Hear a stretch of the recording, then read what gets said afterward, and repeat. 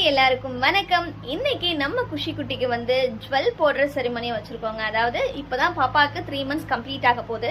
So 3 months complete ஆகிற டைம்ல என்ன மாதிரியான ஜுவல்ஸ்ல நம்ம குஷி குட்டிக்கு போட போறோம் அப்படின்ற விளாக் தான் இன்னைக்கு நீங்க பார்த்து ரசிச்சு என்ஜாய் பண்ண போறீங்க.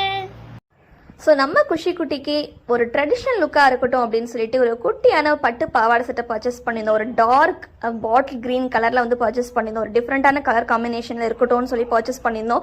எங்களுக்கு ரொம்ப ரொம்ப ரொம்ப பிடிச்சது அந்த ட்ரெஸ் நாங்கள் பர்ச்சேஸ் பண்ணோம். அண்ட் வெள்ளியில் வந்து வெள்ளி பேங்கிள் வாங்கியிருந்தோம். எங்களுக்கு இந்த பேங்கிளும் ரொம்ப பிடிச்சிருந்துச்சு, டிஃப்ரெண்ட்டாக இருந்துச்சு, யூனிக்காகவும் இருந்தது. அண்ட் வெள்ளி கொலுசு எப்போவுமே வந்து குழந்தைங்களுக்கு இந்த மாதிரி பிறந்த குழந்தைங்களுக்கு தண்டன் சொல்லுவாங்க பார்த்தீங்களா, அந்த டிசைனில் வெள்ளி கொலுசும் வந்து பர்ச்சேஸ் பண்ணியிருந்தோம். அண்ட் இது வந்து வெள்ளி அருணாக்கொடி, வெள்ளி இடுப்பு கொடின்னு சொல்லுவாங்க பார்த்தீங்களா, அதுவும் இது எல்லாமே நியூ கேவிஎம் ஜுவல்லர்ஸில் எக்ஸ்க்ளூசிவாக பர்ச்சேஸ் பண்ணியிருந்தோம்.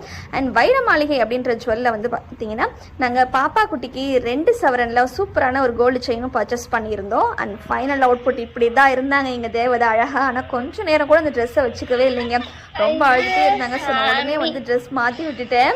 ஸோ இன்னைக்கு இந்த மாதிரி தான் அந்த ஜுவல் போடுற செரிமனி நம்ம குஷி குட்டிக்கு நடந்துச்சு. ஸோ உங்கள் வீட்டு குழந்தைங்களுக்கு நீங்கள் என்ன மாதிரியான ஜுவல்ஸ்லாம் போட்டு அழகு பார்ப்பீங்க அப்படின்றத மறக்காம கமெண்ட் செக்ஷனில் சொல்லுங்க.